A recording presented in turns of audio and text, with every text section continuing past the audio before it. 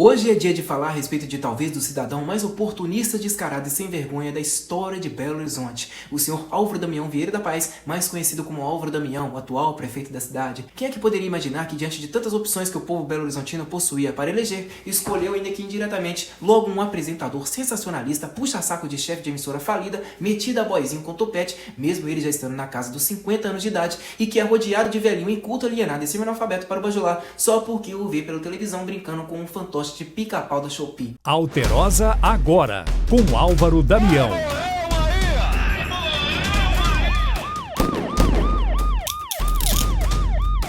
Quem é que diria que um sujeito como esse, com um carisma mais fraco do que de uma porta, iria se alçar à vida pública, que é o que a maioria dos interesseiros da mídia fazem quando ganham uma certa notoriedade, seja na rádio, seja na televisão? Bom, no meu caso, eu já imaginava isso há muitíssimo mais tempo do que a maioria, até porque sei bem que o Brasil é um país de longo currículo para lançar figurões, daqueles bem palhaços e cretinos, ao posto de representantes da sociedade. Agora, ouçam bem paulatinamente o que eu quero dizer. Representantes dos anseios mais sérios e urgentes de toda uma população que carece dos seus direitos mais básicos, pois então o Damião é só mais um palhaço que se garantiu no meio deste picadeiro todo. Deixa eu falar aqui pra você que é homem, deixe as mulheres em paz, deixe as mulheres em paz, para de ficar tratando mulher como se fosse objeto, para de ficar achando que com essa conversinha fiada sua, você vai conseguir alguma coisa com mulher.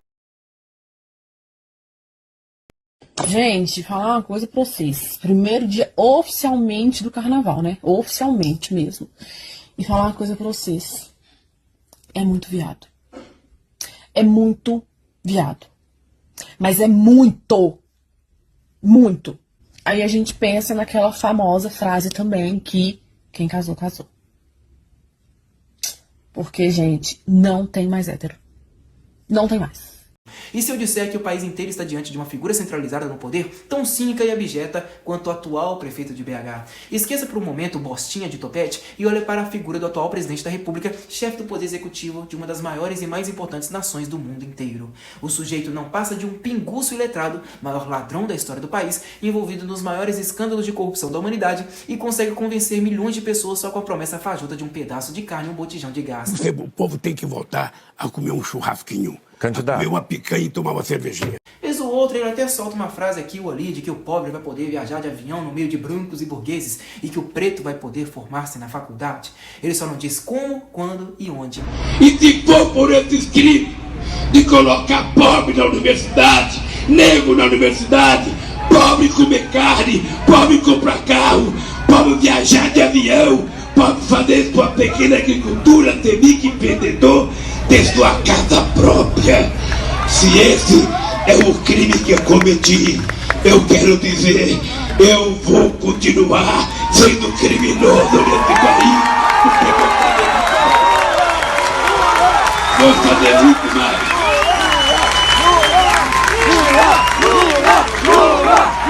Porque pobre não precisa estudar, porra.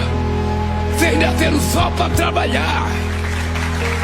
Contudo, o gado ilude-se cada vez mais o aplaudindo como um mártir e um líder dos mais pobres oprimidos. Entre diversos brasileiros capazes que poderiam gerir esta merda de tamanho continental, temos um ex-grevista que nunca trabalhou, que se orgulha de nunca ter estudado e que diz não ler livros jamais. Você não está estudando nada? Não, eu acho que, olha... Você sente necessidade de estudar? Primeiro, eu sou muito preguiçoso. Sim. Até para ler eu sou preguiçoso, tá? Eu não gosto de ler, eu tenho preguiça de ler.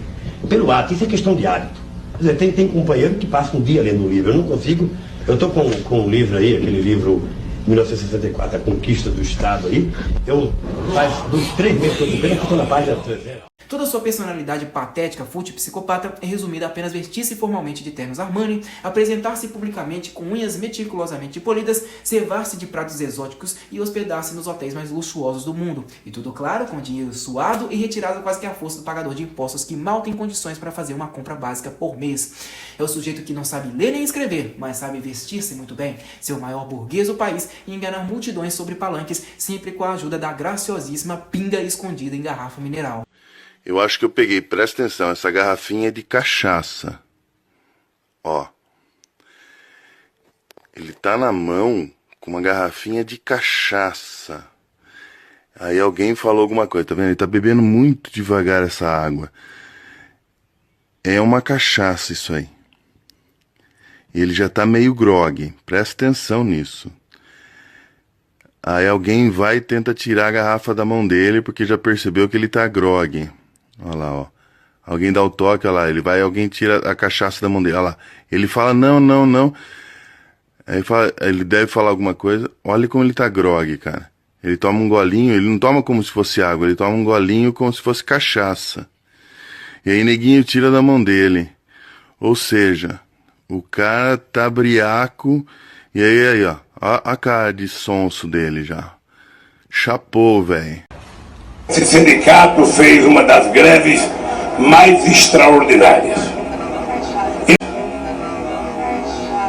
Chamá-lo de cínico é puro eufemismo. Durante anos de seu desgoverno, nunca derramou uma única lágrima sequer pelas dezenas de milhares de vítimas causadas pelo seu próprio desserviço à nação, desde o momento em que decidiu desarmá-la. Vai tomar lapada. Tá preocupado. Vai tomar lapada. O outro lado. Vai tomar lapada. Sabe chorar apenas pela sua infância sofrida, terrível e humilhante no Nordeste, e também pela sua falecida mãe, Dona Lindum, que hoje deve revirar-se na cova de tanto desgosto de ter parido um verdadeiro estrume. Eu pudesse retratar uma imagem das sacadas que eu tomei, e eu pudesse ter a camisa, meu corpo estava mais estraçalhado do que o corpo de Jesus Cristo e portanto estraçalhado de meu.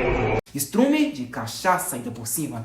Mesmo assim, esse maldito consegue puxar milhões de votos para si sempre que volta a candidatar-se como se fosse um bicho de pé prazeroso de se coçar. Dói, fere, sabe que pode infeccionar, mas no fim das contas a maioria gosta que ele esteja ali. E gosta pra valer. Quanto mais burro, imoral e sanguinário o ordinário é, mais a massa o quer para governar. Eu não tenho a menor dúvida de que houve corrupção no governo do PT. Né? Sim, você tem aí provas de que houve corrupção na Petrobras, né? Durante os governos do PT. Cometeu então crime de corrupção passiva e lavagem de dinheiro. Você tem dúvida? Não, eu quero que a senhora... Você tem dúvida? Estou perguntando Não, você tem dúvida? A posição da... É corrupção, claro que é corrupção.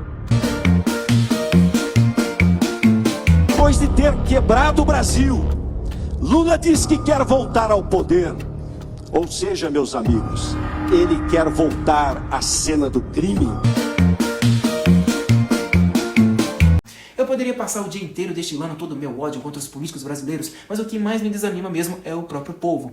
Ele é o principal filho de uma mal interpretado de toda novela, qual o público só consegue se dar conta no final. Vem ano, passa ano, é a mesma ladainha. Quanto mais burro e safado o político é, melhor a cadeira a qual escolhem para ele assentar-se. Lula é, no fim das contas, apenas a aglutinação da personalidade dissimulada e animalesca do povo brasileiro, que além de desprezar o progresso, inveja quem o faz. Vamos colocar um sujeito tão inútil na presidência da República que jamais iremos invejá-lo.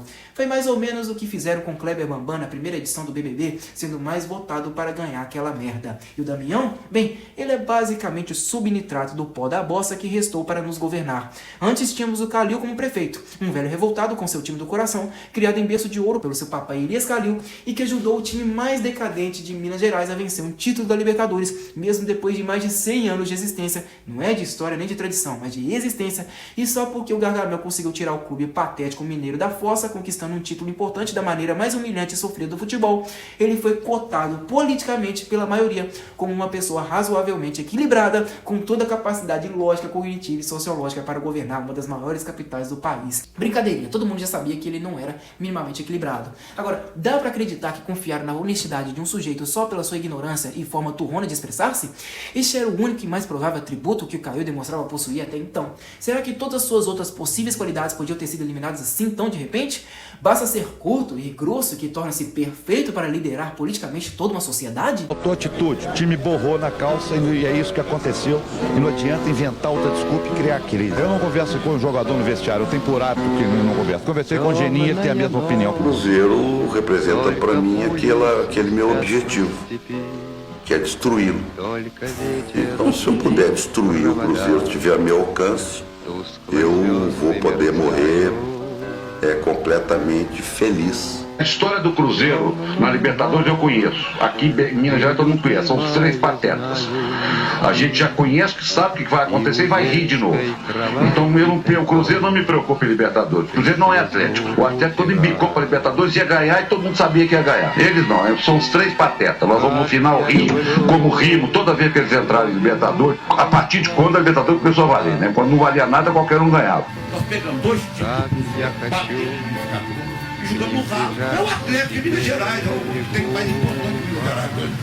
Temos inúmeros exemplos de líderes mundiais que, como a mídia adora chamar de personalidade forte, que enfoderaram de vez com a sua população. Che Guevara, por exemplo, era conhecido por ter um temperamento intenso, impaciente, por vezes colérico, especialmente quando lidava com ineficiência, burocracia ou o que ele considerava falta de compromisso revolucionário. Estima-se que ele foi responsável por centenas de execuções, principalmente logo após a Revolução Cubana. Joseph Stalin é frequentemente descrito como uma figura paranoica, desconfiada e propensa a oscilações de humor severas, características que se intensificaram com o passar dos anos e o acúmulo de poder. Embora sua imagem pública fosse a de um líder implacável, inabalável e calmo, o verdadeiro Homem de Ferro, relatos históricos e análises psicológicas apontam para um homem profundamente nervoso e especialmente sob pressão. Estima-se um número de 6 a 9 milhões de mortos diretamente relacionados às suas políticas de repressão. Pol Pot, líder do regime do Khmer Vermelho no Camboja entre 75 e 79, sempre foi descrito por ter uma paranoia profunda e um comportamento oculto, muitas vezes mascarado por uma calma superficial e boas maneiras. Estima-se que tenha matado entre 1,5 a 2 milhões de pessoas. Esse número representava cerca de 1/4, ou seja, 25% do país na época. Não vou ser desonesto em querer comparar o Khalil a tais figuras que devem ser colocadas na lata de lixo como as mais assassinas e sanguinárias da história. Mas o que é inegável dizer, e que foi confirmada por milhares de belo-horizontinos, foi a sua tremenda falta de empatia para com a população, especialmente durante a pandemia da Covid-19. Não é novidade para ninguém que Khalil fez parte da casta de políticos que quis trancafiar o seu povo, colocando a economia de sua cidade sob ruínas e destruindo a vida de milhares de pessoas. Houve condolência por parte dele? Houve arrependimento? Houve nota pública de pesar por parte desse prefeito pedindo perdão pelas suas políticas opressoras e desumanas? Nem uma única vez. Não serviu nem para imitar o tal do Lula com suas lágrimas de crocodilo, fingindo comoção pelas vítimas as quais ele mesmo matou durante anos de PT. Empresas em BH quebraram, restaurantes com décadas de tradição fecharam as portas e dezenas de milhares de pessoas ficaram desempregadas sem receberem um mínimo aval do governador e do prefeito. Khalil foi só um filho de uma égua que colapsou a cidade de Belo Horizonte inteira, que a entregou de volta esbulhada e, claro, sob fortes aplausos de uma elite funcionalista oportunista que pôde sobreviver à pandemia inteira com o praticamente intacto e de dimensões absolutamente normais. Ainda bem que a natureza, contra a vontade da humanidade, criou esse monstro chamado coronavírus, porque esse monstro está permitindo que os cegos enxerguem, que os cegos começam a enxergar, que apenas o Estado é capaz de dar solução a determinadas crises. Essa crise do coronavírus, somente o Estado é que pode resolver isso. Mas voltemos ao Damião. Ele não se tornou prefeito diretamente. Para chegar a tal posto, precisou chupar e muito o saco do já falecido Fuad Noman para conseguir concretizar o seu projetinho como vice-prefeito desta latrina rodeada de serra. O velho Fuad foi eleito, mas antes quase ninguém o conhecia. Só sabia que ele era vice do Khalil. Alçou-se a candidato a prefeito com uma campanha mequetrefe de bom velhinho de suspensório e ganhou. E eu sei bem porque ele venceu. Belo Horizonte é essencialmente caipira para cair em conto folclórico. Gente da roça adora um velhinho de bochechas rosadas, vestido de roupinha de gepeto e sorrisinho de bom moço. Soa algo inocente, puramente angelical, digno até de dó. Olha como ele parece gentil e educado, que homem fino, meu Deus. Eu queria começar agradecendo a Belo Horizonte. Muito obrigado, minha cidade amada, onde eu nasci, me formei como homem e cidadão, e que agora me dá a maior vitória profissional de toda a minha vida.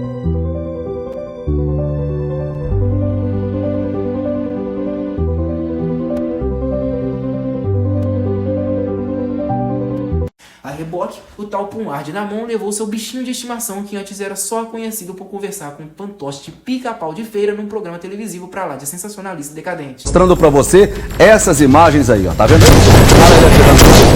Ele tá tirando a mulher dele.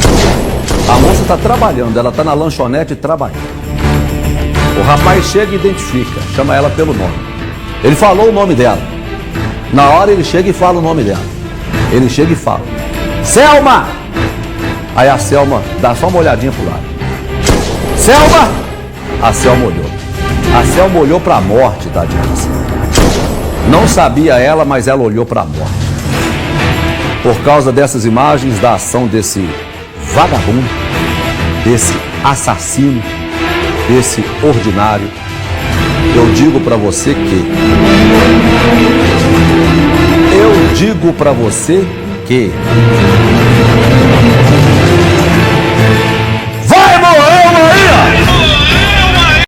Oh, quem diria, anos depois, depois, o tal comunicador, arruinado que só, ele próprio tornou-se um fantoche de pica-pau, porém de topete modelado com gel e muito mais caricato. Pica-pau. Verdade, picou muito o pau do Fuad para subir na vida pública. E sabe-se lá se o seu topete foi usado como alça pelo velho do suspensório. Se fez, deve ter feito com gosto. Cargo de vice não é para qualquer um. A cada lambida, um tapinha nas costas só para garantir. Isto é, Damião é só o cocô do mosquito que pousa numa bosta ainda maior e mais fedorenta. Vice do Caiu, o cara que mais bajulou o pinguço do Lula para tentar ser governador de Minas Gerais e perdeu. O Lula é um cara que tem um olhar social e tem um olhar, que agora ele sabe, um olhar empresarial.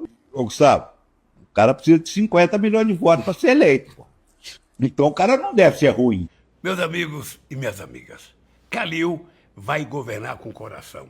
Juntos vamos trabalhar muito pelo povo de Minas. Padre, eu estou avisando o seguinte, eu vou estar na urna. Então eu vou avisar para quem quer disputar a eleição comigo, para se preparar, porque eu estou preparado, porque vai ter eleição e eu vou estar na urna. Isso.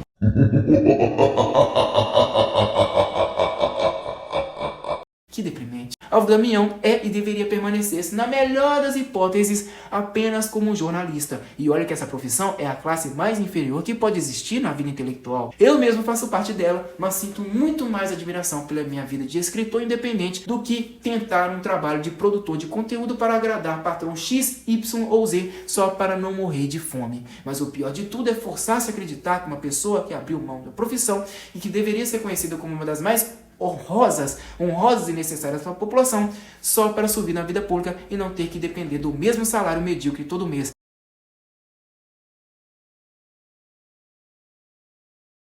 O jornalismo mineiro tornou-se o meio mais favorável de se conseguir ganhar uma eleição.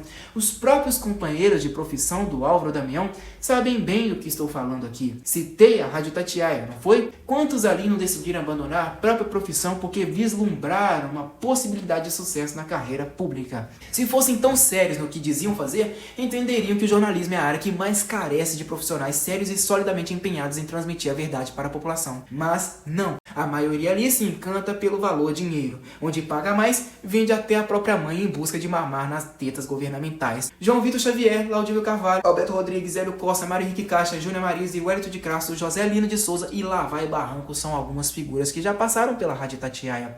Esta, em 64 anos de existência, teve pelo menos 24 de seus profissionais como parlamentares eleitos.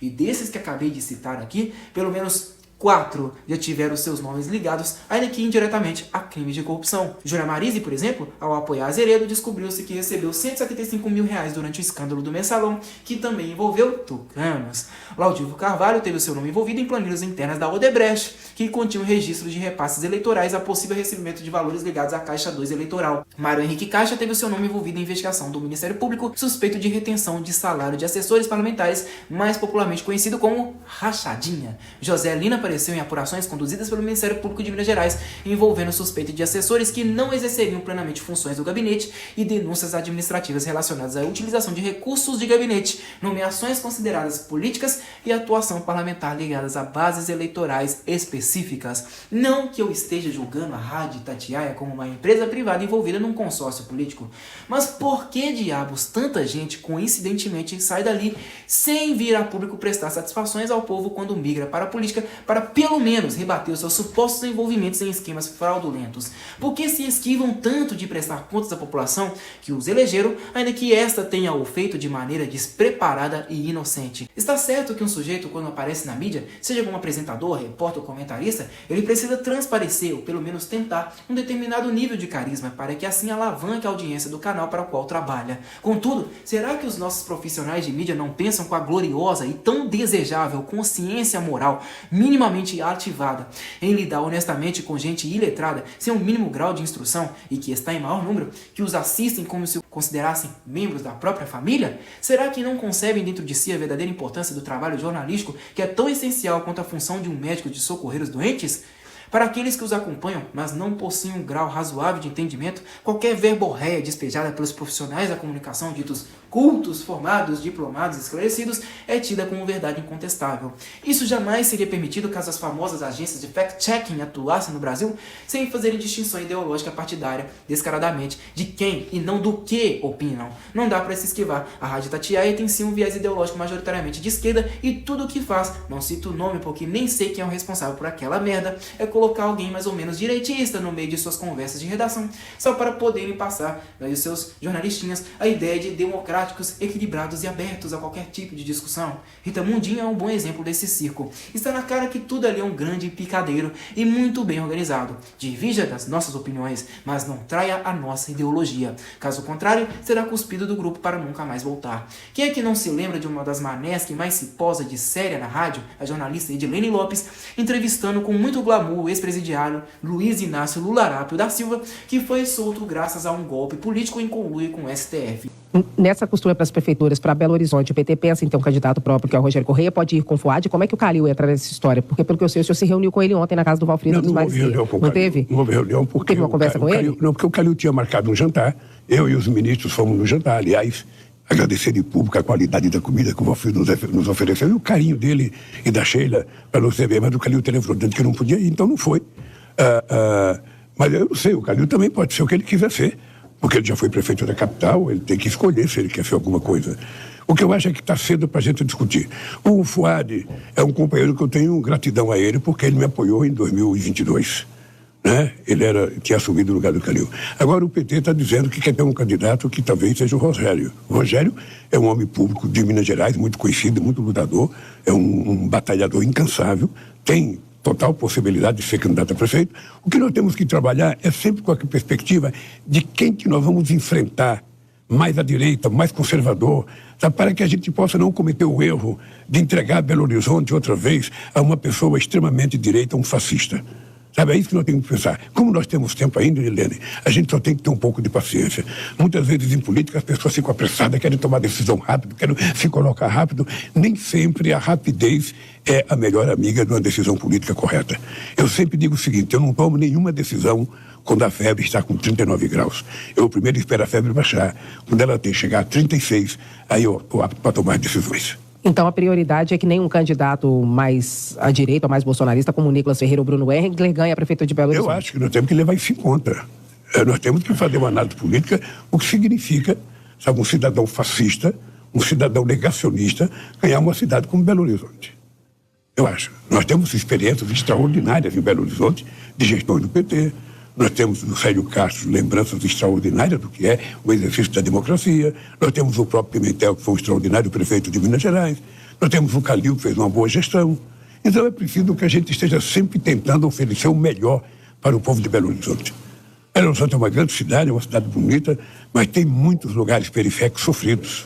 Tem muita gente sofrida na periferia de Belo Horizonte. É para essa gente que a gente tem que ter um olhar mais caridoso, mais carinhoso e olhar para que a gente governe para essa gente. Todo mundo pôde presenciar a extremada bajulação da dita cuja, soltando senhor presidente aqui e ali, cheio de pompas grotescas e nojentas, quase que como no encontro romântico a dois. E não foi só ela. Muitos outros da mesma rádio sorriram alegremente ao entrevistar o líder do Petrolão e do Mensalão com a cara mais mal lavada e cínica do mundo, como foi com os jornalistas Eduardo Costa, Júnior Moreira e mais um monte de fruta podre que combinaria muito bem no mesmo balaio. São todos eles traidores do povo, cujos recursos foram salteados pela quadrilha política que mais roubou na história do país, quiçá do mundo inteiro. E até hoje, nenhum desses patifes comunicadores que são servos da mentira quis se eximir da culpa, se é que sentem alguma. É o velho discurso da autocomiseração. Só estou fazendo o meu trabalho e, se eu não o fizer, morro de fome. Tenho uma família inteira para sustentar. Nenhum deles sabe o que é o sentimento de renúncia, de não aceitar dirigir as suas próprias palavras a um quadrilheiro que foi condenado justamente por mais de 10 juízes. Todos eles aprovados em concurso público, diferentemente dos togados do STF, que só estão lá por indicação política. Nenhum, mesmo que para isso valha o próprio emprego. São todos servos do mal. E para quem os enxerga assim e também entende, ainda que de maneira razoável, de comunicação, da forma que comunicam e que transmitem, o quão fingido que se apresentam, basta analisar friamente a qualidade informativa de suas notícias. Diga-se de passagem, não do seu conteúdo técnico, que é dotado sim e agraciado pelos melhores equipamentos e infraestrutura, mas do que emitem. São sempre os mesmos chavões e ideias estereotipadas, muito bem cooptadas pela esquerda em absolutamente todos os seus noticiários. Não reaja, mulher tem seu lugar de fala, machismo e racismo estrutural, feminicídio, abuso de autoridade e variados outros termos clichês que só falam na linguagem da esquerda. E o marido da vereadora de Confins, Flávia Renata Oliveira Silva Cruz, citada na reportagem que a gente acabou de exibir, foi detido no momento em que ele dava uma entrevista à Rádio Itatiaia. Os policiais entraram no estúdio e deram voz de prisão durante o programa ao vivo. Veja só como foi.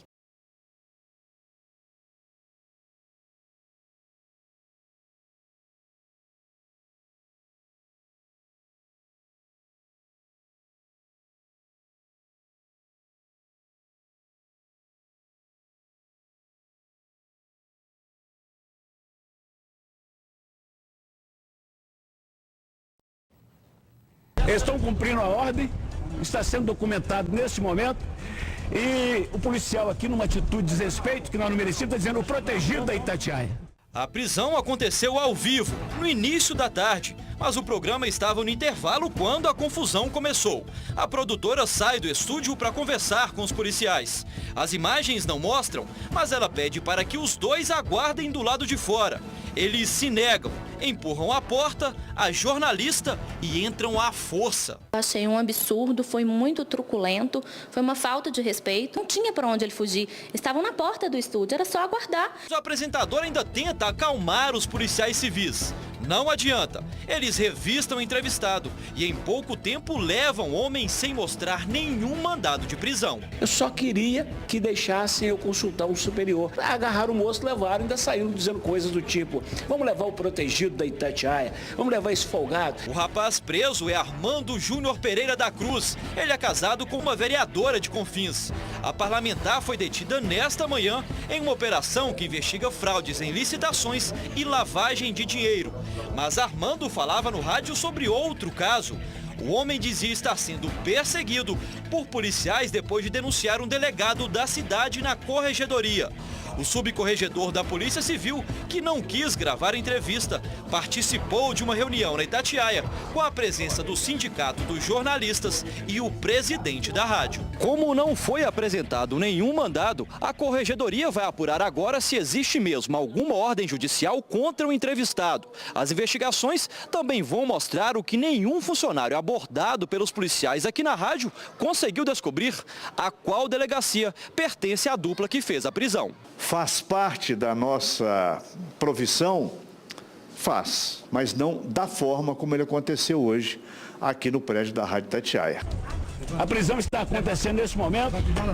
Eles vão levar o Marco Antônio Armando. Promovendo fortíssima segregação com um grotesco fermento de marxismo cultural imposto sobre a cabeça de seus espectadores. Para quem é morador antigo de Belo Horizonte e região e é praticamente obrigado a escutar a única rádio detentora de ampla cobertura em relação aos concorrentes, percebe de longe que existe uma ditadura do pensamento que é dominado pela mídia regional. Bem aos moldes do que escreveu George Orwell em seu livro 1984. Se o que vem de fora não é validado pela Rádio Itatiaia, não deve ser relevado com tamanha importância. Ao falar de comunicação por essas bandas, maldade e seletivismo é o que não falta jamais. E já que o assunto do vídeo é sobre o prefeito de Belo Horizonte, Álvaro Damião, ninguém melhor para ser exposto aqui como a personificação mais descarada e cínica de toda essa maldade. Quem é que não se lembra do seu programa na TV Alterosa, intitulado Alterosa Agora, onde ele atuava como apresentador ao lado de um delegado aposentado de polícia que se comportava bem ao estilo do antigo Percival, assentado numa cadeira palaciana, com seu bucho cevado parecendo um pudim ambulante e ao lado de um vadimé com escrito A Lei. Silêncio que chegou a autoridade. Esse é autoridade no assunto. É autoridade no assunto. Delegado Márcio Lobato. Boa tarde, Lobato. Agora, para quem não sabe, o referido delegado conseguiu um carguinho de secretário municipal de segurança de BH. E como você acha que ele conseguiu esse emprego? Sim, foi por meio de cargo comissionado e muitíssima bajulação. É igual a política de interior. Amigo do meu amigo é também amigo meu. Alô, meus amigos, minhas amigas, meus seguidores. Estou aqui agora para agradecer. Eu pedi por ele, pedi pelo Fuad. Vocês acompanharam a gente. Tá o homem eleito, já sabe das responsabilidades. Parabéns, Álvaro. Obrigado. Nosso agradecimento a todos os nossos amigos. Você é um amigo, um irmão, e eu fiquei muito feliz. Eu tenho certeza que muita gente acompanhou a gente. Obrigado, viu? Obrigado a todos vocês que votaram 55 nesse domingo. E dizer para vocês que nós vamos governar para todos. Com diálogo, estamos juntos e misturados. Tamo junto. Obrigado, gente. Márcio Lobato é o nosso secretário municipal de Segurança Pública, Segurança e Prevenção. Vai estar à frente de uma pasta que é a cara dele, porque eu conheço bem. São anos de trabalhos prestados à segurança, não só de Belo Horizonte, como do estado de Minas Gerais. Delegado de Polícia Civil, chefiou as principais delegacias e órgãos da Polícia Civil no estado de Minas Gerais. É sempre o tapinha nas costas que garante carguinho por meio de muita lambeção política. O próprio delegado puxou muito o saco do Fuad publicamente, colocando-se como oposição ao antigo candidato conservador à prefeitura de Belo Horizonte, Bruno Engler. E tudo que se via no programa chifrinho desses dois era baixaria com a morte de pessoas, sempre com efeitos sonoros sensacionalistas e escarnecendo tragédias bem na hora do almoço para todo mundo deliciar-se. As opiniões do ex-delegado-geral de polícia eram sempre das mais retardadas. Tudo contra o armamento civil, que constitui um direito básico do cidadão de bem, e sempre em prol da criação de mais leis, embora já existam mais de 53 mil vigentes para você, que é um trouxa, tomar ainda mais no meio do... Eu acho que é do esportivo, talvez, né? Por isso que confundirei. Mas, de qualquer maneira, Álvaro, eu acho que isso chama atenção para um ponto muito importante que tem no Brasil, que é a discussão sobre a flexibilização da utilização e posse de arma de fogo pelo cidadão de bem. Eu, enquanto um representante da segurança pública, enquanto um experiente profissional dessa área, eu sempre disse o seguinte: a questão não é só a ter as armas. O Estado tem que ter domínio e controle sobre quem tem as armas.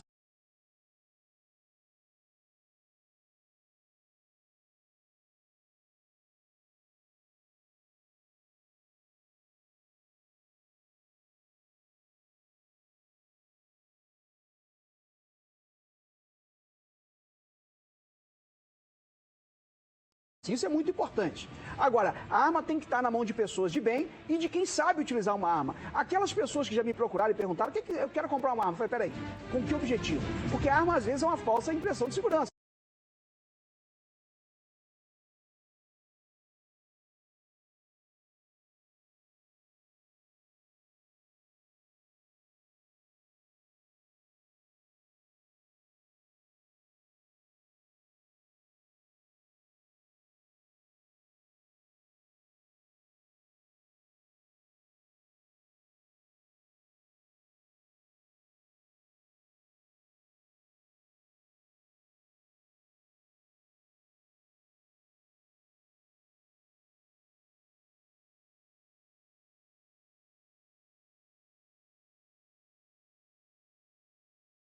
Então não basta ter uma arma, tem que estar preparado tecnicamente, psicologicamente para usar uma arma, como esse senhor estava e usou no momento apropriado. Sempre destilando uma chuva de besteiras de marxismo, já que a sua cabeçona de melancia foi manipulada ideologicamente em seus tempos de faculdade por escritos de Foucault, Habermas, Thomas Hobbes, Rousseau, Robespierre e Lavar Esgoto. São justamente figuras hipervaidosas e sem cultura como essa que ditam que deve ou não acontecer em toda a nossa sociedade. E agora, ocupa lá a função de secretário municipal de segurança. E não se esqueçam, o crime em BH está cada vez crescente, inclusive virou pauta de debate na Câmara Municipal há pouco tempo. Se não fosse a ação da Polícia Militar Mineira de constantemente meter tiro em vagabundo e mandá-los para a vala, que é o que esses posados mais criticam como abuso, excesso e despreparo, o PCC e o Comando Vermelho já estariam dominando a maior parte das comunidades da capital. Agora, só uma perguntinha básica ao secretário. O senhor, por acaso, alguma vez na vida já atirou em alguém só para constar ou foi só em instante de tiro? Mate esta dúvida aqui para todos nós. A seguir listarei algumas das medidas tomadas pelo atual prefeito de Belo Horizonte que, pelo menos para a maioria da população, foram extremamente descabidas e desonestas. E também apresentarei aqui alguns problemas crônicos da capital que até hoje não foram resolvidos nesta atual gestão. Os comentários vocês deixam logo após o vídeo.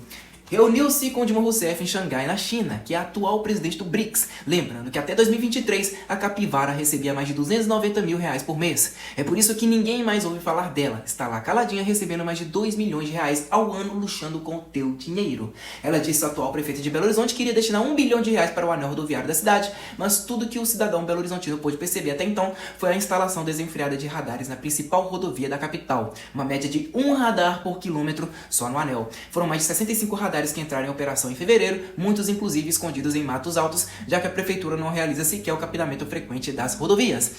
Subindo o anel rodoviário aqui, ó, sentido Rio de Janeiro, passando pelo Betânia, o mato tomando conta das placas aqui, ó. Logo aqui na frente tem um radar e tem uma placa avisando a velocidade, mas o mato não deixa. Bora fiscalizar o anel, região do Betânia, sentido Rio de Janeiro. Aí chegando no radar e não consigo ver a placa, só em cima do radar, ó. Ao procurar saber sobre o número de acidentes, se houve ou não uma satisfatória redução, tudo o que se descobriu foi que eles não diminuíram. No estudo disponibilizado no site da Prefeitura, chamado Fiscalização Eletrônica e Informações Gerais, o presente gráfico aponta que entre 2019 e 2020 houve uma redução de 474 radares para 152 e que não houve nenhum tipo de correlação de aumento de acidentes. Já nos anos de 2020, 2021 e 2022, saltou de 152 para 258. Depois, em 2022, 332. E o número de acidentes não houve nenhum tipo de repercussão no número de vítimas. Segundo o gráfico que a própria prefeitura disponibiliza, o número de acidentes não tem uma relação direta com o número de radares. A verdade é que o radar não pode ser a única medida viária de segurança. É importante lembrar que grande parte do anel rodoviário é composto de 3 faixas e quando se chega aos viadutos, o trânsito vira um verdadeiro gargalo. Amazonas, Vista Alegre, Cristiano Machado, Via Expressa, Antônio Carlos são gargalos enormes que precisam de solução há tempos. Porque Belo Horizonte tem um trânsito horrível e a culpa não é só do excesso de carros e eu posso te provar. Anel rodoviário corta a cidade inteira, 3 faixas de cada lado, quando chega nos viadutos viram 2, estrangula, engarrafa a cidade inteira porque a gente não consegue alargar viaduto há 40 anos. As coisas conseguem piorar no anel rodoviário. Ele tem 3 faixas, só que todos os viadutos que passam sobre ele, os pilares, estão ocupando uma das faixas. Então 3 faixas viram 2, estrangula tudo, engarrafa o anel inteiro, engarrafa a cidade toda, porque a gente não consegue mover os pilares de uma obra de arte. Coisa fácil de fazer, por sinal. Belvedere BH Shopping, olha que trevo que parece perfeito, mas ele esconde um problema gravíssimo. 3 faixas viram 2 faixas, depois viram uma faixa, apenas engarrafa a cidade inteira sobre o viaduto ali. Tem uma alça, olha onde está o ônibus. E aí fica uma faixa só para quem vai. Engarrafa tudo porque a gente não consegue alargar viaduto. Esse é um dos acessos mais bizarros do Brasil. Tem que descer, passar embaixo do viaduto, fazer um cotovelo a 90 graus para entrar na Avenida Amazonas. Um monte de caminhão engarrafa, trava a cidade inteira porque a gente tem um trevo que não funciona. Tá vendo essa rampinha aqui, inocente e estreita? Por aqui passam praticamente todos os caminhões do Brasil. E essa rampa forte com o caminhão pesado, geralmente eles quebram e engarrafa a Avenida Amazonas inteira e a BR-381 inteira porque a gente não consegue suavizar uma rampa de acesso em um dos trechos mais movimentados de caminhões do Brasil. Olha que bizarro, na Tereza Cristina ela tem 3 faixas, só que quando vai passar embaixo do ponte Gama, 6 faixas viram apenas uma. Engarrafa a Tereza Cristina inteira, que tem um alto fluxo na região do Barreiro, porque há 40 anos a gente não consegue alargar um pontilhão da linha férrea. Avenida Antônio Carlos, você sai da esquerda e vai pegar aquele viaduto lá em cima, ó, chamado de interseção em X, um dos maiores erros urbanísticos que existe, a gente tem aqui na nossa cidade, em uma das principais vias da cidade, que é a Avenida Antônio Carlos. Avenida Flame, uma avenida que tem uma caixa, uma seção estreita, e a prefeitura quer colocar vaga para estacionamento, faixa para os carros, faixa para ciclovia, canteiro central para as árvores e isso dos 2 lados. Passa ali 7 horas da noite para você ver tudo engarrafado. Falei que eu ia te provar? Belo Horizonte tem esses gargalos de trânsito na cidade inteira. Deve ter mais de uns 200 pela cidade. Então não é problema de excesso de carros. Inclusive até hoje agora essa segunda área de escape que desde 2023 é anunciada, mas que até hoje não saiu do papel. Outra medida que parece estar mais distante, mas com solução a longo prazo, é a criação do Rodoanel. Nada apresentado até então. Tudo que o Belo Horizontino, de maneira geral, acredita é que as medidas tomadas com a instalação excessiva de radares só servem como medida arrecadatória para a prefeitura, a famosa máfia da multa, com 41 vereadores compondo a base do prefeito.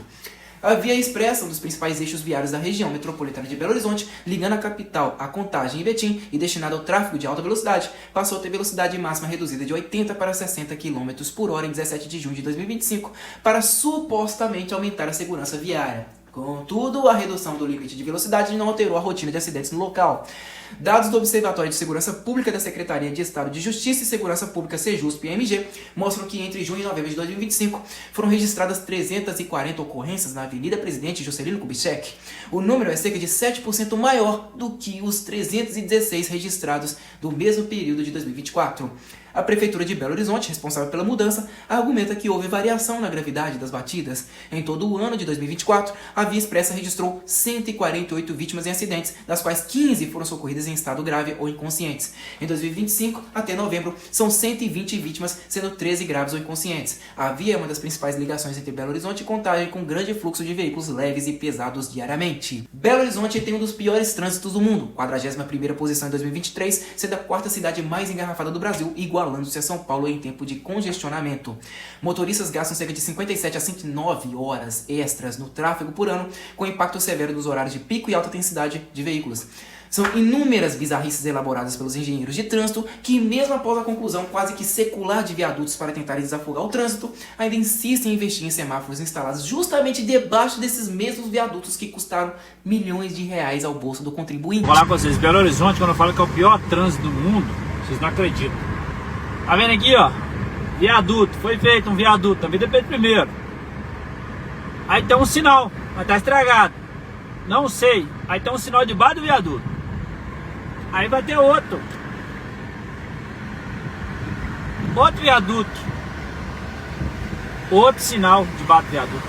Eu falo pra você um negócio, Belo Horizonte é a capital do viaduto com sinal. Não tem base, velho, não tem.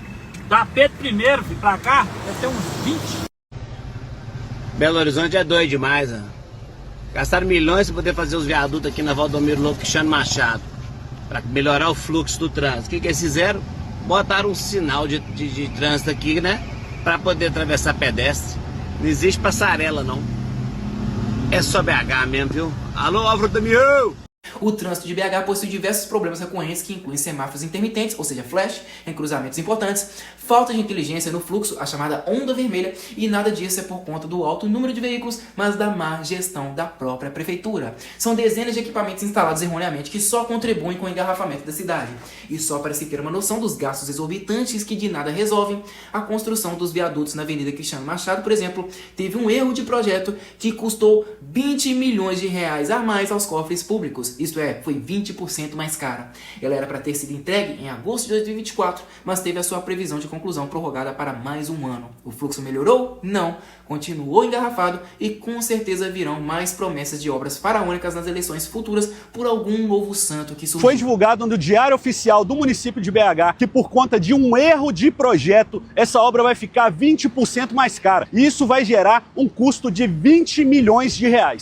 A chamada municipalização do anel rodoviário começou no início de 2026, mas com a instalação de placas pequenas, com letras miúdas. A sinalização anterior tinha letras muito maiores, o que não confundia os motoristas. Ah, Belo Horizonte, que sinalização de trânsito é essa aqui? É inacreditável. Olha o que fizeram. Começou a sinalização do novo anel rodoviário. Dá uma olhada no tamanho das placas. Parecem pequenas demais. É simples, basta comparar com a sinalização anterior. Então, no mesmo ponto, subida do bairro Califórnia, olha o tamanho que a placa tinha antes. Um pouco mais à frente, trevo com a BR-040. Dá uma olhada no tamanhozinho das placas para você acessar a BR-040 com indicação até pra Gruta de Maquiné. E a sinalização anterior, como era? Dá uma olhada no tamanho da placa, dá pra ler tudinho, né? Gruta de Maquiné, Diamantina, Sete Lagoas, Brasília. Outro ponto do anel rodoviário com a nova sinalização descendo sentido Praça São Vicente e Shopping Del Rey. Olha o tamanhozinho da placa. Você acha que ela tá menor? Escreve aqui nos comentários. E o que será que aconteceu? Eu te explico. Mas antes, para eu ser justo e não ficar nenhuma dúvida, dá uma olhada no tamanho da placa anterior nesse mesmo local. O problema que parece ter acontecido aqui é o seguinte, com a municipalização do anel, eles fizeram essa sinalização como se ele fosse uma via urbana. E aí a letra, a fonte ficou pequena demais, e aí a placa também ficou pequena demais. E onde que tá essa informação? Esse aqui é o Manual Brasileiro de Sinalização de Trânsito do CONTRAN. A prefeitura só precisava ter seguido o que está nesse manual. A partir da velocidade da via, que está em uma tabela, você determina qual que é a altura da letra da placa, de acordo se é uma via urbana, uma avenida, ou uma via rural, uma rodovia. E aqui que pode ter feito o tamanho da letra diminuir, e aí a placa também do anel rodoviário, ela diminuiu. Minha opinião profissional.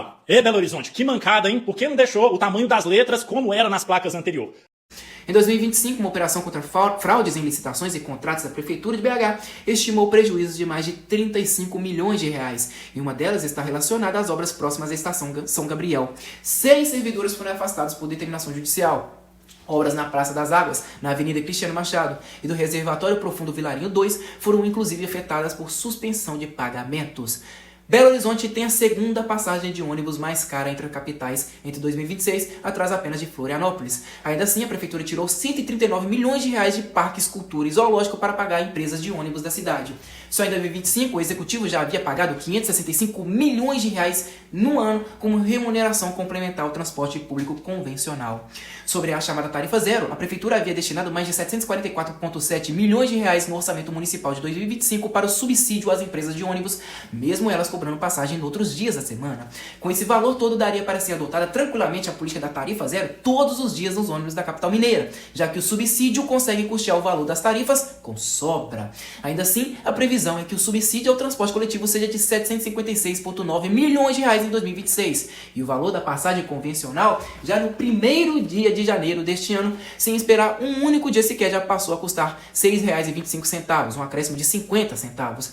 A maioria dos passageiros que utilizam o ônibus diariamente como meio de condução acham que foi uma mudança injusta, haja vista que os transportes coletivos da capital não apresentaram nenhuma melhoria significativa na sua qualidade. Lembrando também que os ônibus de graça aos domingos são pagos por nós, por meio de impostos. Isso jamais poderá deixar de ser lembrado. A população está saindo de Belo Horizonte. No último censo, a cidade perdeu habitante, registrando uma queda populacional de 2,53%, quase 60 mil pessoas a menos, entre os censos de 2010 e 2022, fixando-se em 2.315.560 pessoas, de acordo com o IBGE. Essa é a primeira vez que a capital mineira encolhe em um censo. O IPTU de 2026 em BH teve um aumento de 4,41%.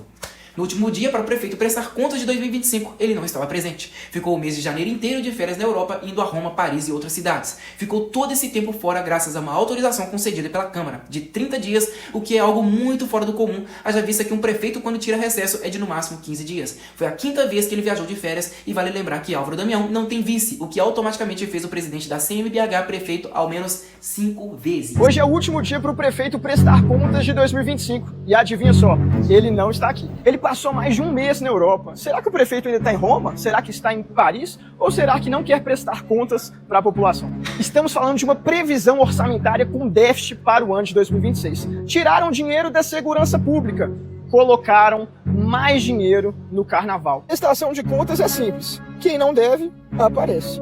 Quem deve, desaparece. Isso aí é o que o prefeito quer deixar para BH. Nada.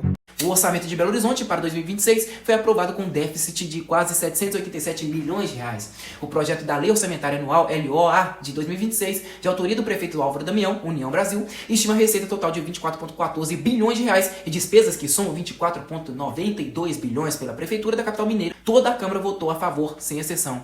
Belo Horizonte enfrenta uma grave crise social com mais de 14 mil pessoas vivendo em situação de rua, a terceira maior concentração entre as capitais brasileiras. O número aumentou 48% nos últimos 7 anos, com forte concentração na região Centro-Sul, 63%, impulsionado por desemprego, problemas familiares e dependência química. O levantamento da CGU também indica que houve um salto no número de pessoas em situação de rua após a pandemia de Covid-19, 2020 a 2022, período marcado pelo aumento do desemprego e da vulnerabilidade social. Além da crise econômica, outro fator que contribui para a permanência nas ruas é o uso de álcool e de drogas. Em entrevistas realizadas pelos auditores, 40% dos participantes afirmaram que o consumo das substâncias foi decisivo para estarem nas ruas. 83% das pessoas entrevistadas relataram receber algum benefício governamental, como Bolsa Família ou Benefício de Prestação Continuada, BPC, ou a aposentadoria. Parte desses recursos, no entanto, pode estar sendo direcionada à compra de entorpecentes a pontos técnicos. A CGU alerta que isso gera um desvio da finalidade das políticas de combate à pobreza, sem romper o ciclo de exclusão social. Em outubro de 2025, o prefeito anunciou a retomada de passeios turísticos de barco na Lagoa da Pampulha. Segundo a administração municipal, a decisão foi tomada após laudos recentes apontarem melhora na qualidade da água nos últimos meses. Vale lembrar que a Lagoa da Pampulha, patrimônio mundial, sofre com um despejo crônico de esgoto, principalmente dos córregos Sarandi e Ressaca, vindos de Contagem, que representam mais de 70% de sua poluição. Com 56% da bacia em Contagem, obras de 20 milhões de reais visam universalizar o saneamento e eliminar ligações clandestinas. Isto é, a lagoa continua sendo um esgoto a céu aberto, onde só quem tem coragem de entrar é jacaré, capivara e noiado.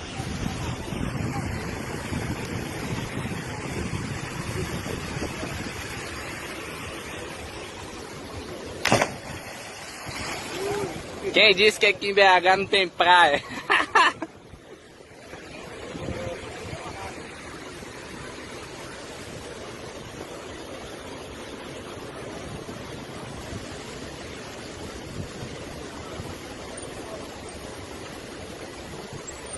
Não adianta a Prefeitura de BH recolher mais de 841 toneladas de resíduos da Lagoa da Pampulha se Contagem continua despejando o esgoto lá. A filmagem onde aparece o prefeito juntamente com seus assessores sobre uma tábua de carne gigante flutuante e cadeiras de plástico de boteco virou piada na internet. Ele só tomou aquela coragem toda porque tinha a Capitania dos Portos Fluviais de Minas Gerais, ligada à Marinha do Brasil, a Guarda Municipal e a Diretoria de Manutenção de Bacias para proteger o seu corpo cevado e bem nutrido caso caísse na água.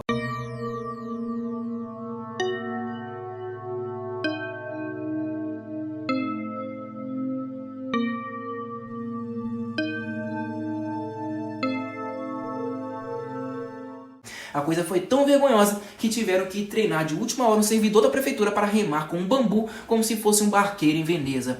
Dava para sentir um medo estampado na cara dos assessores. Isso aqui vai dar merda, isso aqui vai afundar. Depois de muita chacota, em dezembro, o prefeito lançou o Capivarã, negando o licenciamento do barco da Copasa, dizendo que ia colocar o dela. Gastou o dinheiro da prefeitura de Belo Horizonte para uma embarcação navegar sobre um esgoto.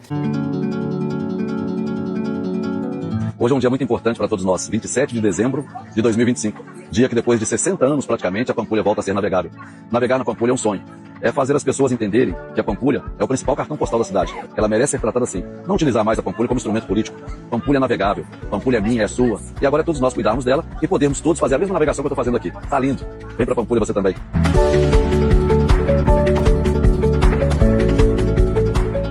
Já houve um gasto superior a 1,4 bilhão de reais dentro de 20 anos só com promessas de limpar a Lagoa da Pampulha. Até hoje praticamente nada foi feito. A Polícia Federal está na cola da Prefeitura que fez contrato sem licitação para limpá-la.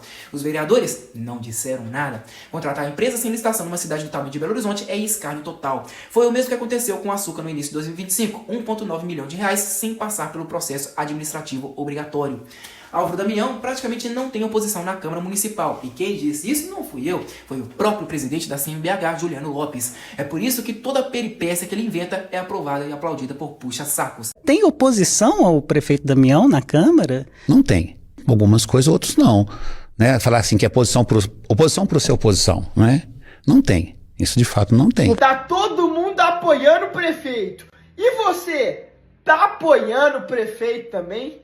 Será que essas decisões recentes dele estão acertadas? Em setembro de 2025, antes da tábua gigante de carne da Lagoa da Pampulha, o presidente Luiz Inácio Lula Arápio da Silva visitou o aglomerado da Serra para lançar o programa Gás do Povo.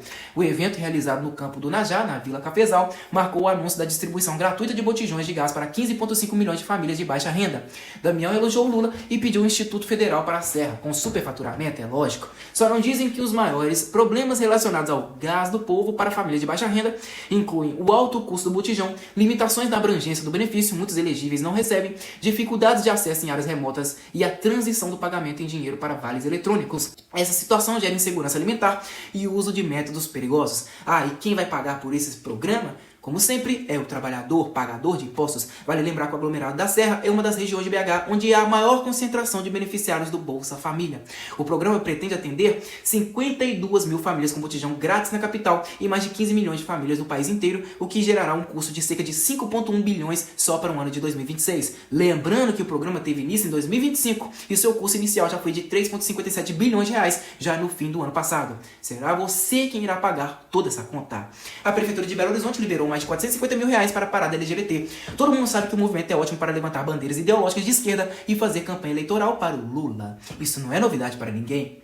As obras na Praça do Papa, que é um local que não necessita de mudanças drásticas, custam mais de 11 milhões de reais aos cofres da Prefeitura. Sua inauguração até hoje foi parcial e a própria população percebeu que não houve mudança alguma em sua estrutura.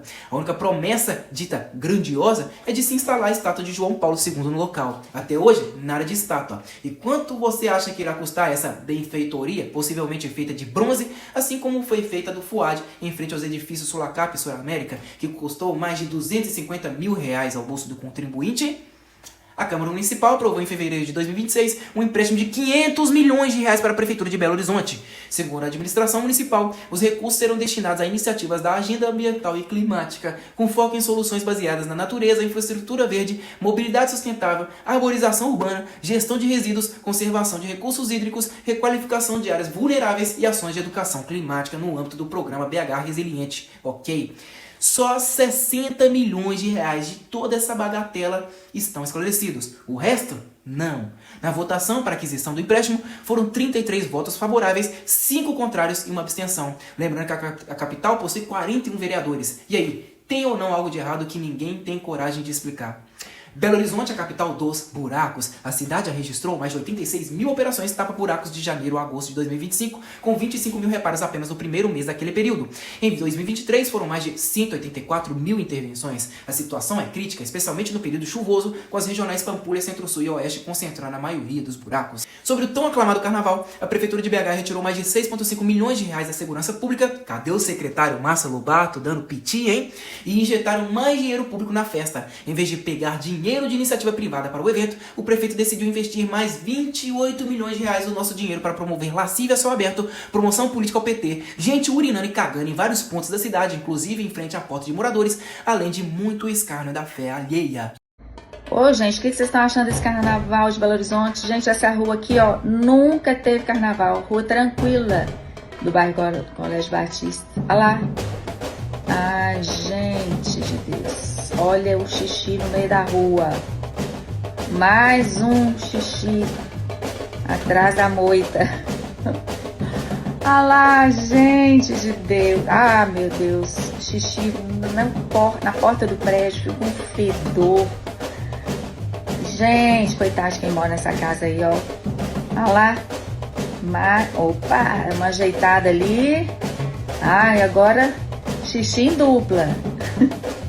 Xixi em dupla. Gente, o que vocês estão achando desse carnaval na cidade? Olha, essa rua é tranquila, é só de casa, de prédio, família. Não tem um boteco. Opa, não tem bar, não tem nada. E olha esse tanto de gente fazendo xixi na rua. Imagina os outros lugares. Meu Deus. Cidade tá um banheiro a céu aberto. Olha lá. Mais um xixi na árvore. Opa, mais um. Gente de Deus. Ó, e essa lindeza aí, gente.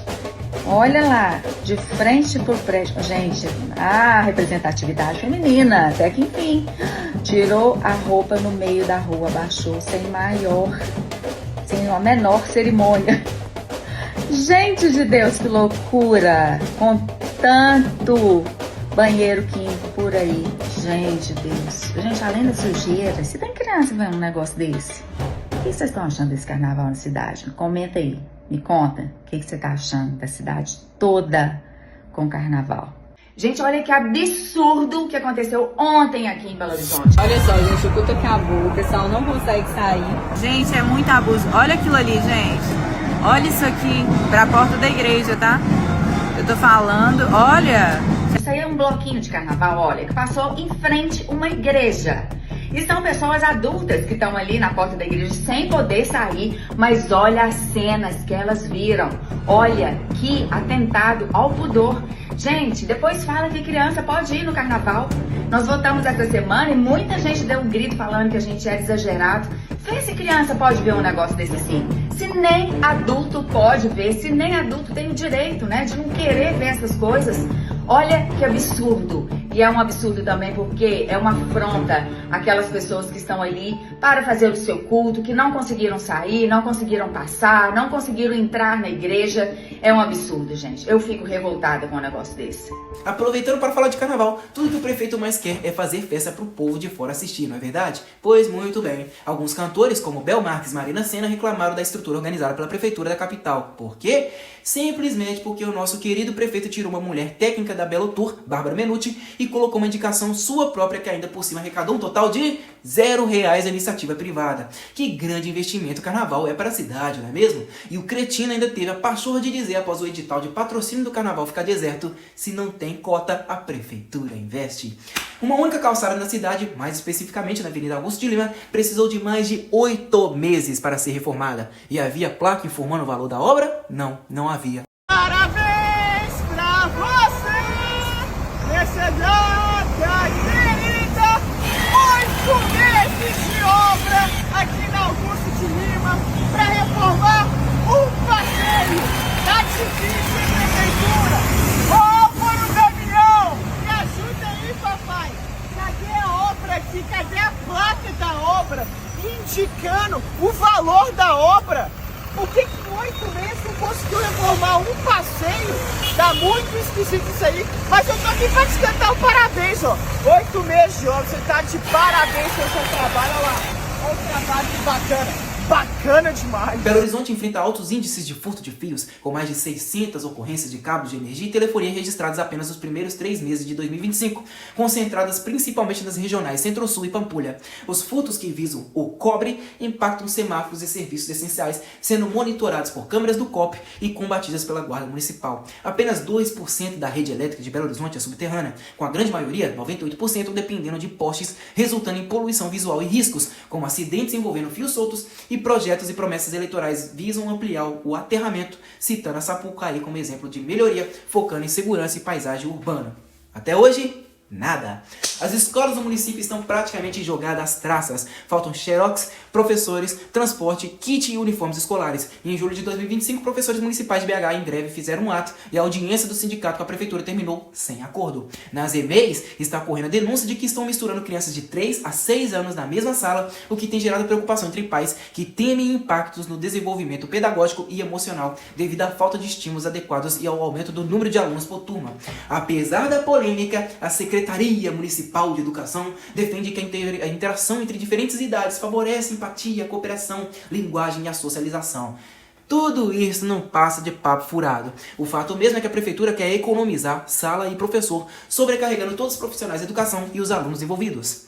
Os hospitais filantrópicos de Belo Horizonte voltaram a denunciar falta de repasse da prefeitura e falam em colapso assistencial no início de 2026. A situação, segundo representantes das unidades, está afetando a Santa Casa, o Hospital Sofia Feldman, o Hospital São Francisco, o Hospital da Baleia, o Hospital Mário Pena, o Hospital Universitário de Ciências Médicas e o Hospital Risoleta Tolentino Neves. Ao falar em pedaladas, os diretores das unidades se referem ao fato de o município estar usando recursos enviados pelo Ministério da Saúde para quitar dívidas antigas, empurrando parcelas dos meses seguintes. Os hospitais já ultrapassaram seu limite operacional, há dificuldades para cumprir a folha salarial. Além disso, prestadores de serviços também estão financeiramente estrangulados, o que compromete os estoques de medicamentos e insumos essenciais. Essas limitações impõem a redução da capacidade de atendimento ao SUS de alguns dos hospitais, informou a Federação das Santas Casas e Hospitais Filantrópicos de Minas Gerais, as Federasantas. A inadimplência chegava a 50 milhões de reais e poderia alcançar 70 milhões de reais até o fim do mês. E aí, o que acontece? Em janeiro deste ano, a Federasantas informou que o município se comprometeu a quitar as dívidas até fevereiro e regularizar o fluxo de pagamentos a partir de março. De acordo com a entidade, o valor total devido chegou a cerca de 100 milhões de reais, considerando Santa Casa, Hospital Sofia Feldman, Hospital São Francisco, Hospital da Baleia, Hospital Mário Pena e Hospital Universitário de Ciências Médicas. Viram só? Álvaro Damião é o pior prefeito que Belo Horizonte teve dentro de quase 130 anos de existência. Conseguiu ser pior do que o bosta do Fernando Pimentel. O máximo que ele poderia ter sido na vida era um jornalistinha esportivo meia boca e nada mais. Se as pessoas daqui fossem realmente sérias, não dariam espaço a um palhaço narcisista com crise de meia-idade, se sentindo um lírio do campo e promovendo farra com o dinheiro público e destruindo toda a capital. Acorda, Belo Horizonte!